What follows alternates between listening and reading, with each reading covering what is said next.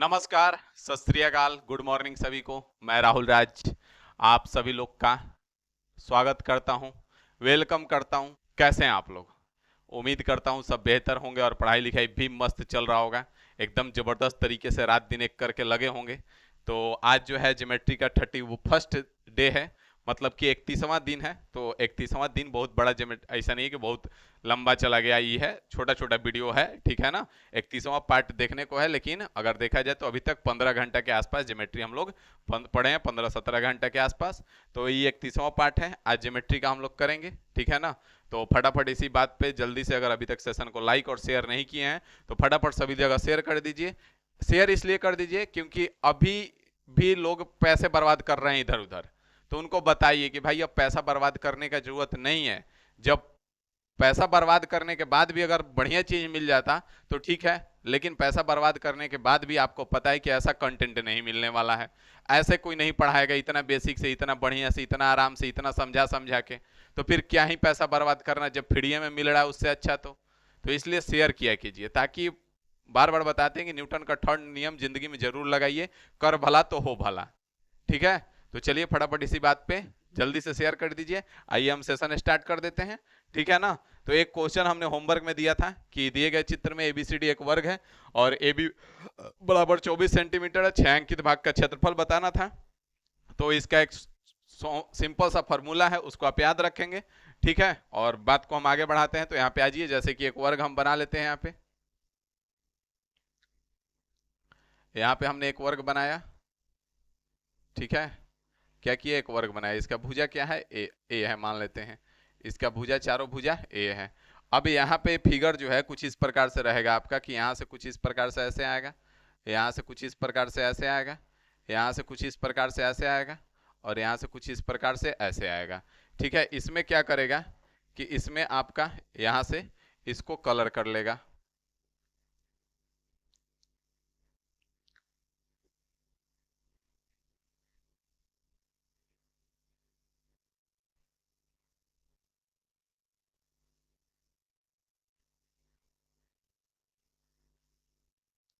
यहाँ पे कुछ इस प्रकार से कलर कर दे रहे हैं ताकि आपको पता चले कि किसका क्षेत्रफल निकालना है।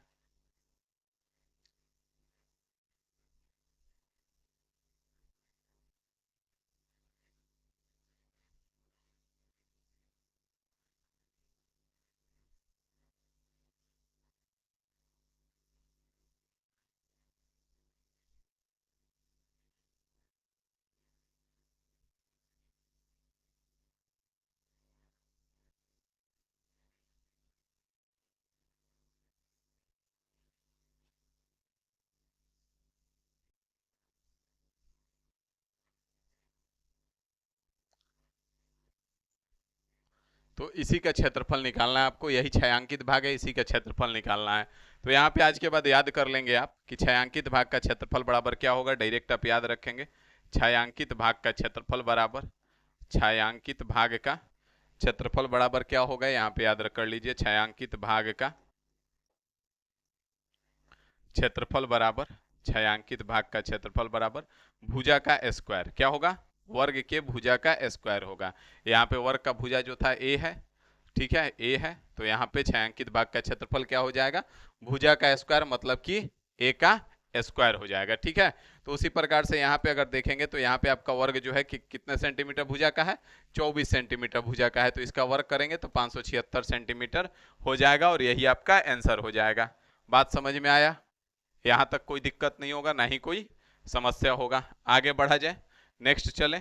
तो चलिए आ जाइए फटाफट नेक्स्ट पे। यहाँ पे अब यहाँ पे नेक्स्ट से हेडिंग लगाएंगे, और बहुत ही महत्वपूर्ण टॉपिक है हर एग्जाम के दृष्टि से, क्योंकि इससे बहुत सारे क्वेश्चंस आते हैं। और इसमें जो है ना कि बहुत ही आसान सा है, इसमें ज़्यादा समझने वाला चीज़ नहीं है। कुछ चीज़ें हैं जो कि आपको याद रखने होते हैं, और बाकी आसानी से इसके क्वेश्चंस आप कर लेते हैं। तो इसीलिए बहुत ही महत्वपूर्ण टॉपिक है और हर एग्जाम में आ जाता है। क्यों हर एग्जाम में आ जाता है? क्योंकि इसमें रटने वाला चीज है। डायरेक्ट रट आपको याद रहेगा कि इसका फार्मूला ये होता है, वहां पे लगाओगे फार्मूला, आंसर निकल के आ जाएगा सेकेंडों में। तो इसीलिए हर एग्जाम में आता है। तो हेडिंग लगा लेंगे सेंटर्स ऑफ ट्रायंगल, मतलब ट्रायंगल के केंद्र। मतलब यहाँ पे बहुत प्रकार के केंद्र होंगे, ठीक है। Centres of triangle. तो पहला जो होगा आपका इन सेंटर होगा, पहला जो होगा क्या होगा, इन सेंटर होगा, मतलब कि अंतः केंद्र। पहला क्या हो जाएगा, अंतः केंद्र हो जाएगा। दूसरा का बात करें तो दूसरा हो जाएगा आपका सरकम सेंटर, मतलब कि परिकेंद्र। तीसरा का बात करेगा तो तीसरा आपका हो जाएगा सेंट्रोइड, मतलब कि केंद्रक। और चौथा का बात करें तो ऑर्थो सेंटर, और पांचवा एक्जो सेंटर। ऑर्थो सेंटर मतलब लंब केंद्र, पांचवा एक्जो सेंटर मतलब बाह्य केंद्र। अब किसको क्या बोलते हैं, किसको क्या नहीं बोलते हैं, इस सब के बारे में एक एक करके हम लोग पढ़ेंगे। इसमें से सबसे ज्यादा इंपॉर्टेंट है आपका इन सेंटर और सेंट्रोइड, जिससे ज्यादा सबसे ज्यादा क्वेश्चंस बनते हैं। उसके बाद आपका सरकम सेंटर से बनता है, इन सब से बहुत कम क्वेश्चंस बन पाते हैं, इन सब का ज्यादा ये नहीं होता है। तो इसको आप नोट कर लेंगे कॉपी में फटाफट हेडिंग लगा के, सुंदर सुंदर हाथ से, सुंदर सुंदर कॉपी में, सुंदर सुंदर राइटिंग में इसको नोट करना है, ठीक है। चलिए अब आगे बढ़ते हैं, यहाँ पे आ जाइए बिना देर किए। यहाँ पे आएंगे तो पहले आपका इन सेंटर है, क्या है, इन सेंटर है, हेडिंग लगाएंगे सबसे पहले इन सेंटर। इन सेंटर किसको कहते हैं, अंतः केंद्र। तो यहाँ पे बात को समझिए, पहले तो अंतः केंद्र, तो बहुत लोगों को तो यही नहीं पता होगा कि अंतः केंद्र है क्या। तो पहले अंतः केंद्र बात को समझिए कि अंतः केंद्र है क्या। तो यहां से अगर हम समझाएं आपको, तो यहाँ पे जैसे कि एक त्रिभुज ले लिए हम, ठीक है, एक त्रिभुज है, एक त्रिभुज है। अब इस त्रिभुज के अंदर हमने एक वृत्त बनाया जो कि इसके तीनों भुजाओं को स्पर्श करेगा। एक त्रिभुज के अंदर जो है एक वृत्त बनाया हमने जो कि त्रिभुज के तीनों भुजाओं को स्पर्श करेगा। अब इस वृत्त का जो केंद्र होगा, इस वृत्त का जो केंद्र होगा, इसी को हम अंतः केंद्र बोलेंगे। तो यहां से वृत्त जो है ये आपका अंतः वृत्त होगा, क्या होगा, अंतः वृत्त होगा। इस वृत्त को हम क्या बोलेंगे, अंतः वृत्त बोलेंगे, मतलब कि इन सर्किल बोलेंगे, इन सर्किल बोलेंगे, इसको आप याद रखेंगे, ठीक है। अब यहां से अगर हम इस तरह से त्रिभुज बना ले, इस तरह से, और यहाँ पे अगर ये त्रिभुज बना दे तो ये अंतःवृत्त नहीं होगा, ठीक है, इसको हम अंतःवृत्त नहीं कह सकते हैं। क्यों, क्योंकि फिर तो कई सारे अंतःवृत्त बन जाएंगे, फिर आप कहेंगे ये वाला है, हम कहेंगे ये वाला अंतःवृत्त है। तो इसीलिए अंतःवृत्त का एक स्टैंडर्ड डिफिनीशन बनाया गया कि अंतःवृत्त हम किसको कहेंगे, त्रिभुज के अंदर खींचा गया वैसा वृत्त जो त्रिभुज के तीनों भुजाओं को स्पर्श करे। त्रिभुज के अंदर खींचा गया वैसा वृत्त जो त्रिभुज के तीनों भुजाओं को स्पर्श करे। तो जैसा कि आप देख पा रहे हैं स्पर्श किया, तो यहाँ पे इन सर्किल हो गया, इसी को अंतःवृत्त कहेंगे। अब यहाँ पे ही जो हो जाएगा तो इसी को हम अंतः केंद्र कहेंगे। क्या कहेंगे, इसके वृत्त के केंद्र को अंतः केंद्र कहेंगे, मतलब कि इन सेंटर कहेंगे। अंतः केंद्र हो जाएगा, इन सेंटर हो जाएगा, ठीक है, क्या हो जाएगा, इन सेंटर हो जाएगा, इन सेंटर हो जाएगा, इसको आप नोट करेंगे। अब मुद्दा यह है कि आपको तो सर समझ में आ गया, चलिए भाई बात खत्म, कि अंतः केंद्र किसको कहेंगे, तो त्रिभुज के अंदर जो वृत्त खींचा जाएगा उस वृत्त के केंद्र को अंतः केंद्र कहेंगे। लेकिन जैसे ही आप इस डिफिनेशन को डिफाइन करेंगे अंतः केंद्र के बारे में, तो वहां से सामने से जो भी आपके सामने पूछेगा तो तुरंत कहेगा कि भाई साहब ये बताओ कि अंतः केंद्र पहले आया कि पहले वृत्त आया, पहले अंतः केंद्र आया कि पहले वृत्त आया। तो कहेगा कि पहले केंद्र आएगा तभी ना वृत्त खींचते हैं, क्योंकि यहां से जब भी मान लेते हैं केंद्र है तो इसके चारों तरफ हम लोग वृत्त खींचते हैं ना, यहाँ पे रख के ऊपर काल से खींचते हैं। तो पहले हमको केंद्र चाहिए, उसके बाद ही वृत्त बनेगा, बिना केंद्र का वृत्त नहीं बनता है। तो भाई साहब इसमें तो वृत्त बना के हम केंद्र पता किए ना कि वृत्त का केंद्र है, लेकिन अगर हम वृत्त ना बनाए तो केंद्र कहाँ होगा, नहीं पता है। तो इसका स्टैंडर्ड डिफिनीशन ही नहीं होगा आज के बाद। अभी तक जो रटे हुए थे कि त्रिभुज के अंदर खींचे गए वृत्त के केंद्र को अंतः केंद्र कहते हैं, आज के बाद इसको दिमाग से निकाल दीजिएगा। इसका स्टैंडर्ड डिफिनीशन क्या होगा कि जैसे यहाँ पे अगर हम बात करें तो ये त्रिभुज है, ठीक है, क्या है, ये त्रिभुज है। तो यहाँ पे एक और त्रिभुज हम बनाते हैं, ठीक है। अब यहाँ पे ध्यान दीजिएगा, अब यहाँ पे ए बी सी त्रिभुज है, ए बी सी, ठीक है ना, ए बी सी। अब ये वाला एंगल है ना, तो यहां से एंगल का हम, यहां से एंगल का इसका डिवीजर हमने खींच दिया, एंगल डिवीजर, ठीक है, एंगल समद्विभाजक। यहां से खींचा तो एडी खींचा हमने, ठीक है। अब ई वाला भी एंगल है आपका, एंगल है ना, तो इसका भी हमने खींच दिया बीई, ये भी क्या है, एंगल डिवीजर है, ठीक है, एंगल समद्विभाजक। अब यहां से ई सी एंगल है, ठीक है, सी एंगल है, तो यहां पे हम एक खींचे, ये भी कोण समद्विभाजक है। अब यहाँ पे तीनों एंगल कोण समद्विभाजक जो है एक पॉइंट पे मिल रहा है ना, इस पॉइंट को हम आई से डिनोट करते हैं और इसी को हम इन सेंटर बोलते हैं। क्या बोलते हैं, इसी को इन सेंटर बोलते हैं, अंतः केंद्र बोलते हैं। तो आज के बाद जो भी डिफिनेशन देंगे तो अंतः केंद्र का डिफिनेशन क्या होगा, तो अंतः केंद्र का डिफिनेशन होगा सर जी कि त्रिभुज के तीनों कोणों के कोण समद्विभाजक जिस बिंदु पर आपस में एक दूसरे से मिलते हैं या आपस में एक दूसरे को विच्छेदित करते हैं, ठीक है, उसको हम क्या कहेंगे, उसी को हम अंतःकेंद्र कहेंगे। बात समझ में आया कि नहीं आया? अब इस पॉइंट पे आप परकाल रख के और उसके बाद जो ई वाला चीज है, उसके बाद यहां पे ध्यान देंगे, इस पॉइंट पे आप प्रकार को रखेंगे, ठीक है, और यहां से यहां तक के जो पॉइंट है, इस ई वाला रेडियस हो जाता है, इसको हम रेडियस बोलते हैं। ई वाला भी आपका रेडियस हो जाएगा और ई वाला भी आपका रेडियस हो जाएगा, ठीक है, तो ये रेडियस है। तो जो अंतःकेंद्र होगा त्रिभुज के तीनों भुजाओं से समान दूरी पे होगा। तो यहां से अगर आप प्रकाल रखते हैं और इतना बड़ा अगर प्रकाल लेके खींचेंगे तो आप कुछ इस प्रकार का वृत्त बन जाएगा और यहां से तीनों भुजाओं को स्पर्श करते हुए वृत्त बन जाएगा, ठीक है। तो बात समझ में आ गया? तो वही चीज यहाँ पे हमने लिखा हुआ है प्रॉपर। पहला बात जो नॉर्मल डिफिनेशन है, त्रिभुज के अंदर त्रिभुजों के तीनों भुजाओं को स्पर्श करते हुए बनाए गए वृत्त को अंतःवृत्त तथा उस वृत्त के त्रिज्या को अंतः त्रिज्या कहते हैं और उस वृत्त के केंद्र को अंतःकेंद्र कहते हैं, ठीक है। बात समझ में आ रहा है? यहां पे आइए आगे कह रहा है कि त्रिभुज के तीनों कोनों के समद्विभाजक, जो मेन डिफिनेशन है अंतःकेंद्र का वो नीचे लिखा हुआ है। त्रिभुज के तीनों कोनों के समद्विभाजक जो है, यहां से एक दूसरे से जिस बिंदु पर मिलते हैं उसी बिंदु को त्रिभुज का अंतःकेंद्र कहते हैं। बात समझ में आया? ओरिजिनल बात। अब यहाँ पे इंग्लिश वाले भाई साहब थोड़ा सा ध्यान देंगे और हिंदी वाले भी ध्यान देंगे। कह रहा है the circle formed inside the triangle, circle वैसा सर्किल जो बना हुआ है किसके अंदर, त्रिभुज के अंदर, touching all three sides of the triangle, तीनों भुजाओं को स्पर्श करते हुए, इज कॉल्ड द इनसर्किल, उसे हम अंतःवृत्त कहेंगे। क्या कहेंगे? अंतःवृत्त कहेंगे। And the radius of that circle, उस वृत्त के त्रिज्या को, is called the inner radius, in radius, inner radius को भी हम इन रेडियस भी बोलते हैं। यहाँ पे इनर रेडियस को इन रेडियस भी हम बोलते हैं, ठीक है। तो उस वृत्त के त्रिज्या को हम क्या कहेंगे? इन रेडियस कहेंगे। और आज के बाद अंतःकेंद्र का क्या डिफिनेशन दोगे? त्रिभुज के तीनों कोनों के समद्विभाजक जिस बिंदु पर आपस में एक दूसरे से मिलते हैं उस बिंदु को हम क्या कहते हैं? अंतःकेंद्र कहते हैं। याद हुआ? एक बार जोर से बोलो। त्रिभुज के तीनों कोनों के समद्विभाजक, त्रिभुज के तीनों कोनों के समद्विभाजक जिस बिंदु पर एक दूसरे से मिलते हैं उस बिंदु को हम क्या कहते हैं? उस बिंदु को हम अंतःकेंद्र कहते हैं, ठीक है। त्रिभुज के तीनों कोनों के समद्विभाजक जिस बिंदु से आपस में मिलते हैं उस बिंदु को हम अंतःकेंद्र कहते हैं। अब याद कर लेना भाई, अब इससे ज्यादा याद नहीं करवाएंगे, ठीक है। अब यहाँ पे आ जाओ। अब हो गया सर जी, अंतःकेंद्र तो पढ़ लिए, चलो आगे बढ़ते हैं।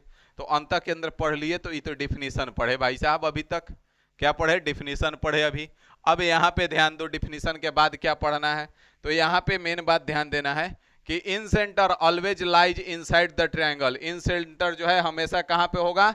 त्रिभुज के अंदर होगा। इस बात को याद रखना। कोई भी त्रिभुज हो, कैसा भी त्रिभुज हो, समद्विबाहु त्रिभुज हो, समबाहु त्रिभुज हो, विषमबाहु त्रिभुज हो, कोई कह दे समकोण त्रिभुज, कोई कह दे विषम कोण, कोई कह दे न्यून कोण त्रिभुज, कोई कह दे अधिक कोण त्रिभुज, कोई भी त्रिभुज हो, अंतःकेंद्र जो है हमेशा कहां पे रहेगा?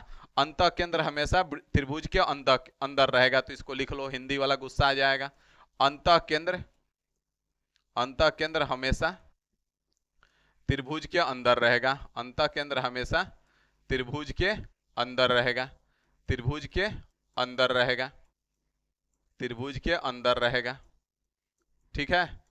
उसके बाद कह रहा है incentre is equidistance from all side of triangle, incentre जो है अंतःकेंद्र जो है त्रिभुज के तीनों भुजाओं से हमेशा समान दूरी पर रहता है।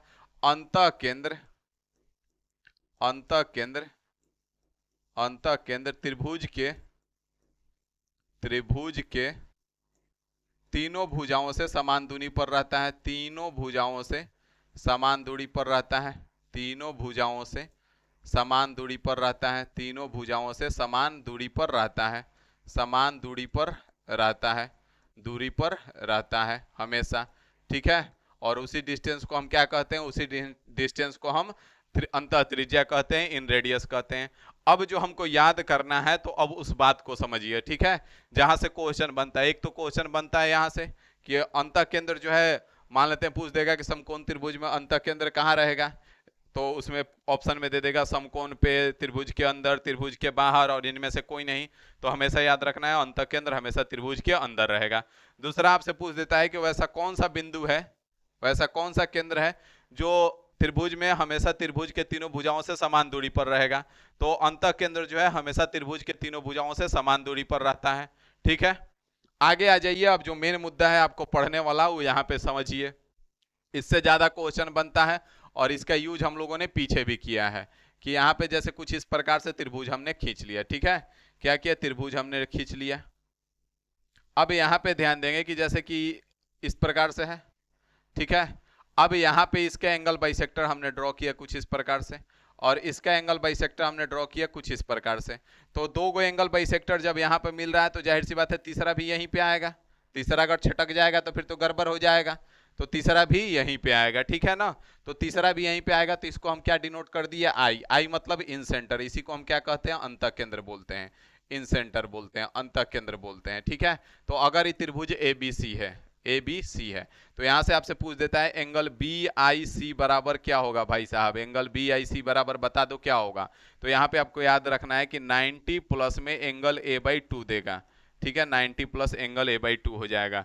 बी आई सी जो है यहाँ पे ध्यान देना होगा कि यहाँ से बी आई सी, ई वाला एंगल के बारे में पूछा गया है, तो ई वाला एंगल जो होगा 90 प्लस एंगल ए बाई 2 के बराबर होगा, 90 प्लस एंगल ए बाई 2 के बराबर होगा। ठीक है, इसको याद रखना पड़ेगा।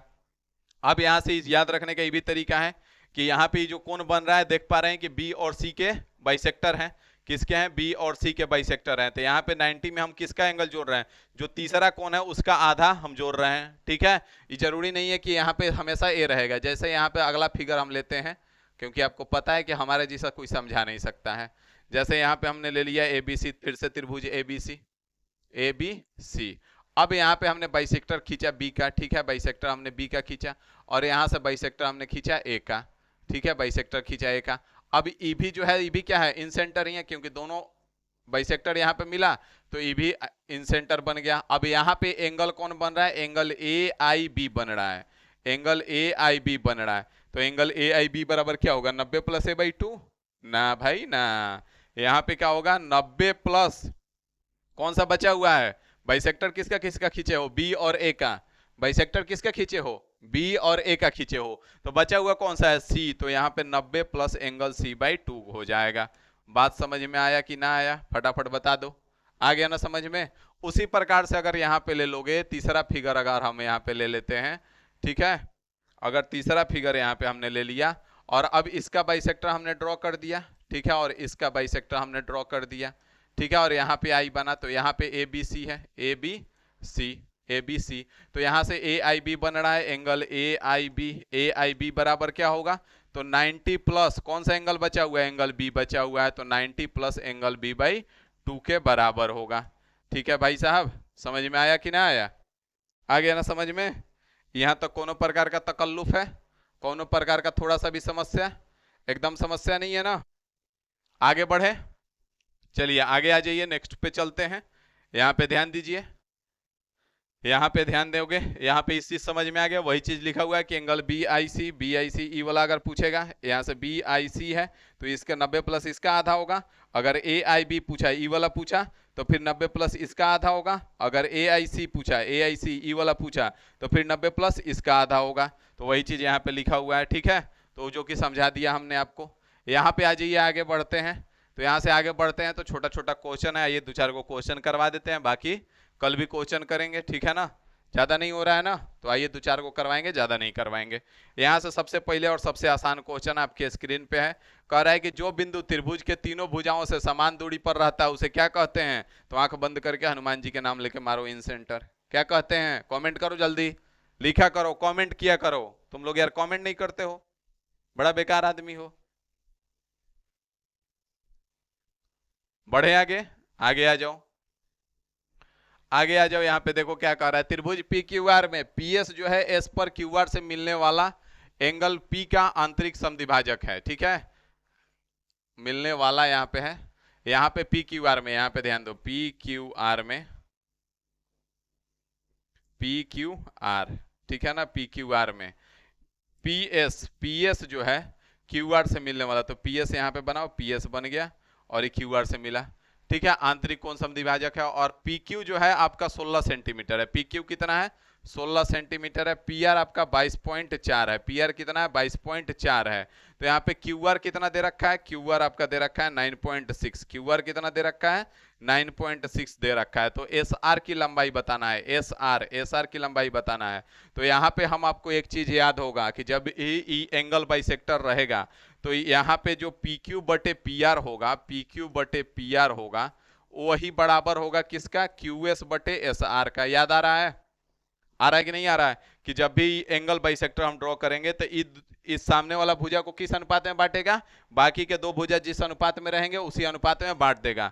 तो यहां से कितना हो जाएगा? 16 बटे में 22 अनुपात 22.4। यहाँ पे डेसिमल हटा दो, 0 आ जाएगा। यहां से काट लो। 8 दूना 16, 8 से काटो, पहले 20 बार में कट रहा है। 8 दूना 16, 6 और 8 8 अट्ठाई 64। 4 से काटो 5 बार में और 4 से काटो 7 बार में। तो यहां से 5:7 आ गया। क्या आ गया? 5:7 आ गया। टोटल कितना है? 12। टोटल 12 है आपका, और 12 का मान कितना है? 9.6 है भाई साहब। तो एक का मान 12 कम 12, 12×8 96, एक का मान 0.8 आ गया। हमसे पूछा क्या है? एस आर, तो कितना है? 7 है। तो 7 का मान निकाल लो। 7 का मान 7×8 56, 5.6 सेंटीमीटर हो जाएगा, और यही आपका आंसर हो जाएगा, जो कि ऑप्शन ए में है। बात समझ में आया? कौनो प्रकार का तकलीफ है? नहीं है ना? आगे बढ़े। 186 के बाद 187 नंबर क्वेश्चन पे आ जाइए। आइए देखिए क्या कह रहा है। कह रहा है पी क्यू आर में ओ अंतः केंद्र है और एंगल पी बराबर 42 डिग्री है, तो क्यू ओ आर का माप बताइए। एंगल पी क्यू आर में, ट्रायंगल पी क्यू आर में, ही तो आसान सा क्वेश्चन है यार। पी क्यू आर में, ठीक है। और ओ जो है आपका अंतः केंद्र है। एंगल पी दे रखा है 42 डिग्री, ई जो है 42 डिग्री दे रखा है, और ओ जो है अंतः केंद्र है। तो इसका बाइसेक्टर कुछ इस प्रकार से खींचो। यहाँ पे ओ है, ठीक है। इसने ओ से डिनोट किया। यहाँ से पूछा क्या है आपसे? देखो ध्यान से, Q O R, Q O R, Q O R, E वाला एंगल पूछा है ना। तो क्या हो जाएगा? 90 प्लस a/2, मतलब कि 90 प्लस 42/2, मतलब कि 90 प्लस में 21 हो जाएगा। 90 या 20, 110, 111 डिग्री हो जाएगा, और यही आपका आंसर हो जाएगा, जो कि ऑप्शन डी में है। बात समझ में आ गया? यहां तक कोनो तकलीफ है? नहीं है ना? आगे बढ़े। 187 के बाद 188 नंबर क्वेश्चन पे चला जाए ना। आ जाइए फटाफट। 188 नंबर क्वेश्चन देख लीजिए क्या कह रहा है। 188 नंबर क्वेश्चन आपके स्क्रीन पे है। पी क्यू आर में आई त्रिभुज का अंतः केंद्र है। पी क्यू आर में आई जो है त्रिभुज का अंतः केंद्र है। बना दो पी क्यू आर, ये तो अब तुरंत निपटा दोगे। आई जो है अंतः केंद्र है। कौन सा एंगल दे रखा है? एंगल क्यू आई आर दे रखा है, क्यू आई आर। तो इसका बाइसेक्टर ड्रॉ करो, इसका बाइसेक्टर ड्रॉ करो। यहाँ पे आई बना दो, ठीक है। ये बाइसेक्टर है। और ई कितना दे रखा है? दे रखा है सर जी 107 डिग्री। कितना दे रखा है? 107 डिग्री दे रखा है। तो ये वाला एंगल 107 हो जाएगा। कितना हो जाएगा? 107 डिग्री हो जाएगा। तो यहां से आप जानते हो कि एंगल पी का मान पूछा है ना, एंगल पी बराबर क्या होगा। तो यहां से आप जानते हो कि एंगल क्यू आई आर बराबर क्या होता है? 90 प्लस में एंगल p/2 होता है सर जी। तो यहां से 107 है, ये 90 इधर आएगा, माइनस कर दो, बराबर में एंगल p/2 हो जाएगा। तो यहां से एंगल p/2 बराबर कितना मिल गया? ये कितना माइनस हो क्या आएगा? 17। तो एंगल p बराबर कितना आ गया? एंगल p बराबर 17 दूना, एंगल p बराबर 17 दूना का होता है 34 डिग्री, और यही आपका आंसर हो जाएगा। किधर है? ऑप्शन बी में, ठीक है। तो इन सब क्वेश्चनों को वीडियो को रोक के बनाया करो, खुद से प्रयास किया करो, तब याद होगा ना। वीडियो का था स्टार्ट कर लेते हो, मूवी चल रहा है, राहुल सर डांस करेंगे और तुम देखोगे ना। रोका करो, जब कॉन्सेप्ट पढ़ा दिए तो वीडियो को रोका करो, क्वेश्चन को खुद बनाया करो। समझ में आया? आगे आ जाओ। 188 के बाद 189 नंबर क्वेश्चन पे क्या कह रहा है? त्रिभुज एबीसी में बिंदु आई तीनों भुजाओं से बराबर दूरी पे है, मतलब कि अंतः केंद्र है। आई जो है क्या है? तीनों भुजाओं से बराबर दूरी पे है, और तीनों भुजाओं से बराबर दूरी पे कौन सा बिंदु होगा? अंतः केंद्र होगा। अब यहां से क्या बोला? एंगल बी आपका 56 डिग्री है, तो ए आई बी और बी आई सी बताना है। तो यहाँ पे आ जाओ, पहले बात को समझो। यहाँ पे ई वाला एंगल दे रखा है 56 डिग्री, ठीक है। तो यहां से पहले इसका बाइसेक्टर हम खींच लेते हैं और इसका बाइसेक्टर खींच देते हैं, ठीक है ना। तो यहाँ पे आई हो जाएगा, ठीक है। तो यहां से ए बी सी है, ठीक है, ए बी सी है। तो यहाँ पे ध्यान दो, इस एंगल को पहले हम निकाल लेते हैं। तो इस एंगल को निकाल सकते हैं। एंगल ए आई सी बराबर क्या हो जाएगा? 90 प्लस में एंगल b/2 होगा, होगा ना। तो यहाँ से b/2 मतलब कि यहाँ से क्या हो जाएगा? 56/2 मतलब कि 28 हो जाएगा। क्या हो जाएगा? 28 हो जाएगा। तो 90 प्लस 28 110, 118 डिग्री हो जाएगा। क्या हो जाएगा? 118 डिग्री हो जाएगा। बात समझ में आया? क्या हो जाएगा? 118 डिग्री हो जाएगा। तो यहाँ पे ध्यान देना है कि 118 डिग्री जब भी हो रहा है तो यहाँ पे बात को समझने का प्रयास करेंगे, ठीक है। यहाँ पे बात को समझेंगे तो यहाँ पे ध्यान दीजिए कि ये 118 डिग्री हो गया। आपसे पूछा क्या है, इस बात को समझिए। तो ए आई बी, तो यहाँ से अब इसका भी बाइसेक्टर खींच दो। अब इसका भी बाइसेक्टर खींच दिए, यहाँ पे तुम्हारा इन सेंटर है, ठीक है ना। अब इस तरह से मिला दो।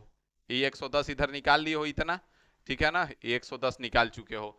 अब यहाँ पे ध्यान दो, चाहे इस तरह से बाइसेक्टर पूरा मत खींचो, 1 मिनट रुक जाओ, नहीं तो तुम समझ नहीं पाओगे। यहाँ से इसको निकाल लियो, यहाँ से इसका बाइसेक्टर केवल यहाँ पे मिला दो, ठीक है।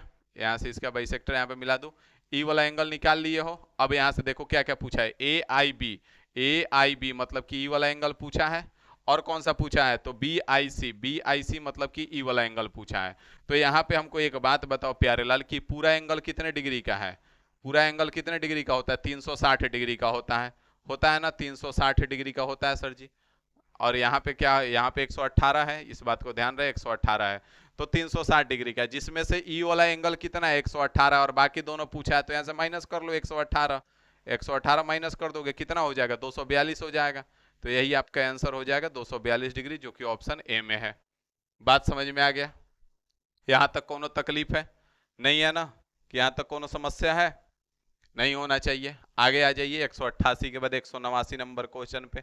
189 नंबर क्वेश्चन कह रहा है कि एबीसी में, इसको नोट करेंगे आप और इसको आप बनाएंगे। कौन बनाएगा, इसको आप बनाएंगे और बना करके कमेंट करेंगे। अभी इन सेंटर पे और भी हम क्वेश्चन करेंगे, तो नेक्स्ट क्लास आपका इन सेंटर पे क्वेश्चन ही रहेगा लगातार, ठीक है। और 10-20 को क्वेश्चन करेंगे, 5-10 को, तो उसके बाद आपका और भी ज्यादा कॉन्सेप्ट क्लियर हो जाएगा। और कॉन्सेप्ट क्लियर भी हो गया है तो जो फॉर्मूला है वो सब याद हो जाएगा, ठीक है। तो इसको आप आंसर बना करके कमेंट कीजिएगा। मिलते हैं हम आपसे अगले क्लास में, अगले सेशन में, कल अपने निर्धारित समय पे, ठीक है ना। तो चलिए अभी के लिए इतना ही रखते हैं। अगर अभी तक सेशन को लाइक और शेयर नहीं किया तो आप जरूर कर दीजिएगा। मिलते हैं हम आपसे कल, अभी के लिए इतना ही रखते हैं। Thank you.